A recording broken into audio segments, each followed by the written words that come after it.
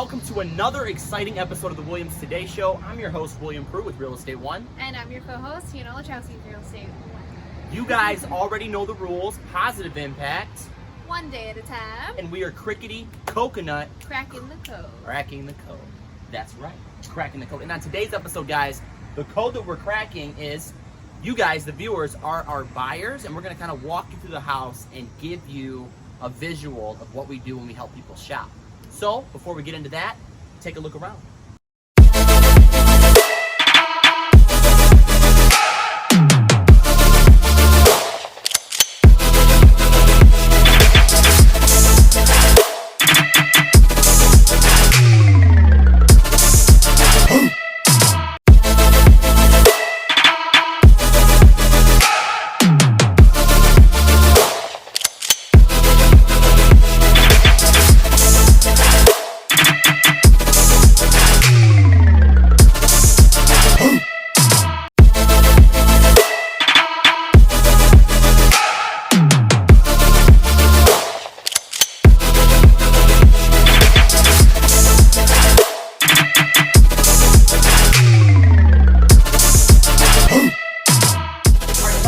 Seeing the property for your eyes, we're going to show you what we look for as real estate agents. So what we like to do is start from the basement and work our way up. Keeps us organized and we don't miss a beat. Come with us.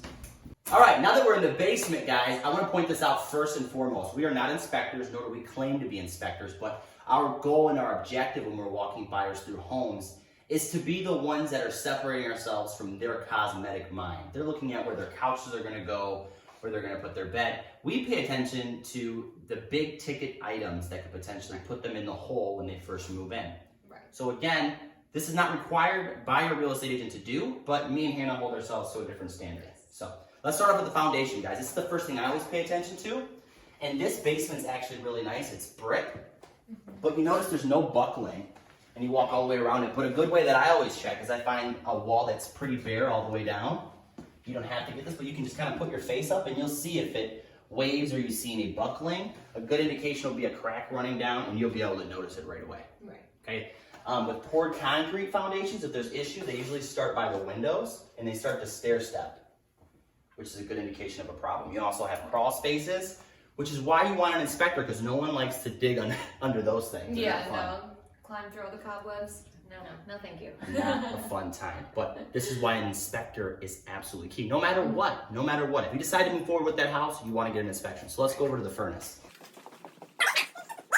It is dinosaur old. We actually looked at it before we started doing this video. And what was the year? It was from 1979. So this dino has lived his life. Lived his life, but is still kicking. Still Still in working condition. So that gives you an idea. I think all older cars, they run. Yeah, they do. But the only thing is that when you get an old furnace like this, your DTE bill is going to shoot up. It is. So it's always a good idea to get a and it says energy saver. Not anymore, baby. Not anymore. So guys, I always check the age of the furnace because that can be a big ticket item for a buyer. Right away. That and the water tank, which we're going to go over that in just a minute. But you can pop on this one, just pop the cover off there, and you'll find a label inside with a serial number. And if you go to, I'm going to put the website on the screen. I can do that now. I know how to edit. I think it's buildingcenter.org. You just type in the model name and that serial code, and you'll find the age of it right away. One more thing, make sure that you turn the switch off, because if it's on, it could cause some problems. Don't lose your fingers. Right. Let's go to the water tank. Okay. So for the water tank, these are a little bit easier to find the age of them. They usually have a sticker on them, which gives all the information on the water tank. And this one looks like it's from 2004, so it has lived its life. Yes. Still in working condition, but your hot water's not going to last as long. So it's always a good idea to replace these every 10 to 12 years. Right, and you can always negotiate that with the seller. In this crazy market, it might be a little bit harder to, but you can say, I would love to buy the house at your asking price if you can get us an updated, in this case, furnace and water tank. Right. Another thing that we pay attention to is the plumbing, right? So here we're connected to our toilet and our tub. And we just look, and again, I'm not an inspector, so I don't know everything, but you can just look for obvious water stains. You see anything leaking, right. And then you can look for puddles on the ground, of course, too. In this case, everything looks sound. It looks good as far as I'm concerned, but an inspector will be able to tell you better. Right, exactly. right? And that's primarily it for the basement. I come over to the electrical box, just kind of check it out, make sure the ampage is up to code. Back in the day, they had what? It was 50 to 60 amps was the regular. In today's world, we have a lot more technology, a lot more electrical devices. So we need 100 amp is the average. Yeah, it's an ideal. Depending on the square footage of the house, but even then, our refrigerators operate at a higher capacity as far as electrical. And so it's important to look for that. And these, if it's not updated, can cost anywhere from $1,000 to $5,000 to replace. So that's huge. All right, let's go upstairs. Okay, so first thing I look for in the bathroom is I go straight to the sink. I look underneath, see if there is any evidence of current or previous water damage. And under here, everything looks great. Doesn't look like there's, to my knowledge, been any sort of water damage. The next thing is if the bathroom has a window, what you want to do is you want to look at it, see if there's any sort of evidence of condensation between the two window panes, because that means that there's the gas that is meant to be in between the two windows is leaking, which can be a problem. That means that the window's getting old, and it'll cause your DTE bill to rise because it's not keeping the cold air in and the hot air out, or vice versa. All right, so real quick, we're just in one of the bedrooms in the house, and we're not going to spend too much time in here, but something I want to point out, guys, is just paying attention to the electrical. Now, this isn't a huge deal, right? I'm not an electrician, but I just like to pay attention to it, see if it flickers too much. And then, of course, stuff like this, see there's no cover over here, that can be flagged by the appraiser. It needs to be fixed depending on the blown check. Usually it's an FHA problem, but just things to pay attention to. There's not too much going on in here. There should be no water flowing through this room, so we don't really have to pay attention too much to that kind of stuff. But what we can do, being that this house is a bungalow, we pay attention to the ceiling all the way through the house. We want to check and see if there's any water spots, evidence of past water or current water. And this room looks good. Evidence of like any sort of cracking from like the pressure from upstairs. Absolutely. All right, let's get out of here. All right, guys, we're just in another bedroom. Not going to spend too much time in here either. We check the electrical outlets, flip them up and down, make sure there's covers on the light switches and on all the plugs. And again, I'm pointing out another window because it's not just in the bathrooms that we have to pay attention to. What Hannah mentioned, you want to make sure on every window there is no leaking. Because again, if it's escaping, your furnace is working harder, your air conditioner is working harder to keep the house cool. And if it's escaping, your DTE bill. And I don't like to pay bills. Now we're in the kitchen, same concept as the bathroom. You want to check the plumbing. Check the plumbing. Oh my God, it's a new garbage disposal in here as well. Plumbing looks good. I don't see any evidence of water, but there's a lot of stuff in there, and a lot of times when there's sellers currently living in the house, this can be filled. And it's not necessarily important for the inspector to pull that stuff out because he should be able to look at the pipe and tell if it's updated or if there's any rust or any type of issues around the piping, but it looks good under there.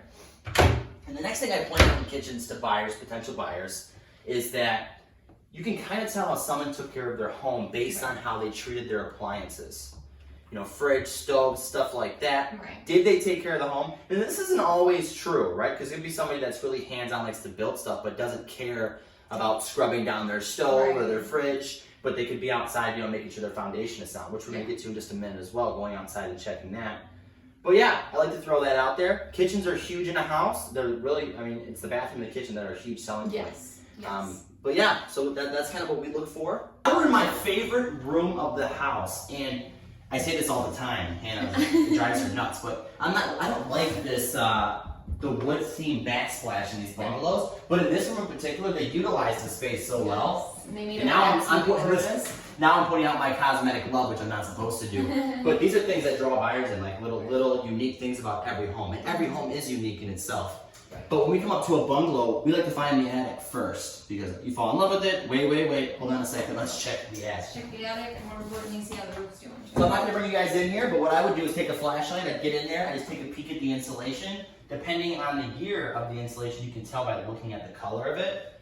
And actually, fun fact, back in the day they used vermiculite insulation, which isn't hazardous, but it has asbestos in it.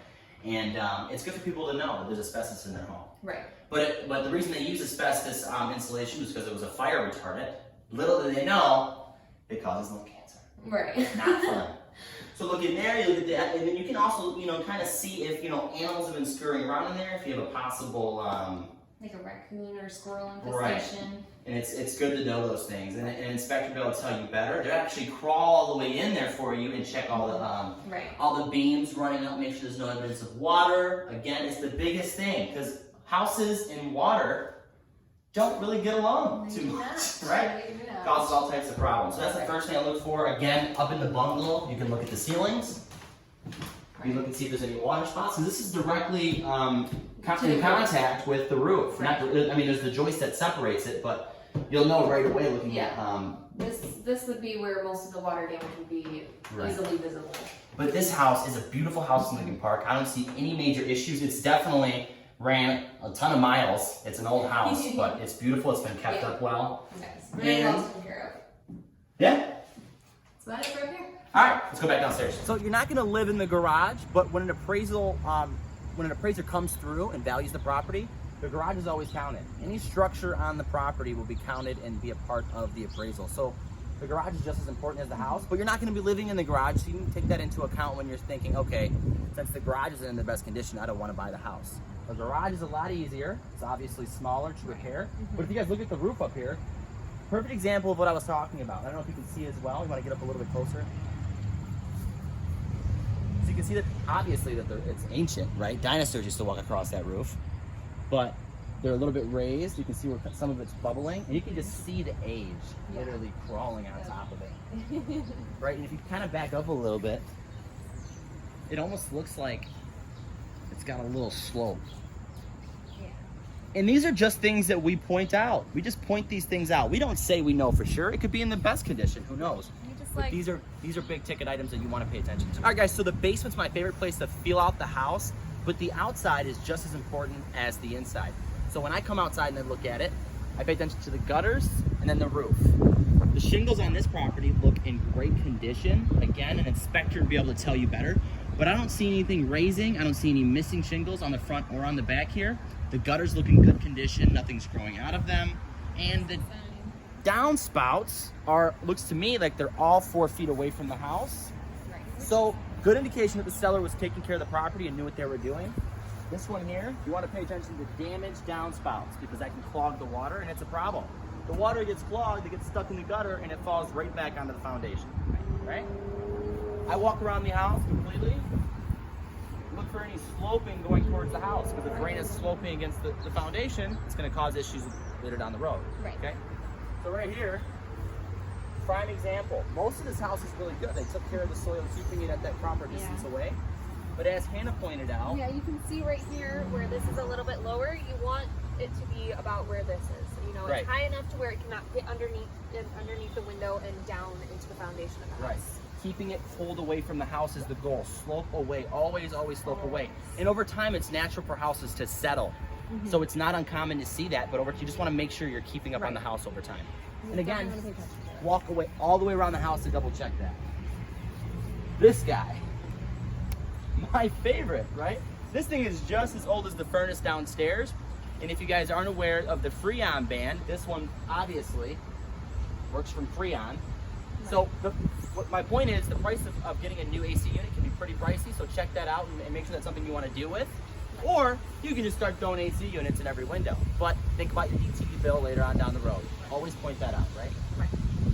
That's pretty much what we got. There's other things that you want an inspector to tell you, but that's what we show our buyers. All right, guys, so that's what we do when we handle buyers when we're shopping. Some agents do it different. We do it our way. Again, some of the things that we did, it's not in a real estate agent's job title.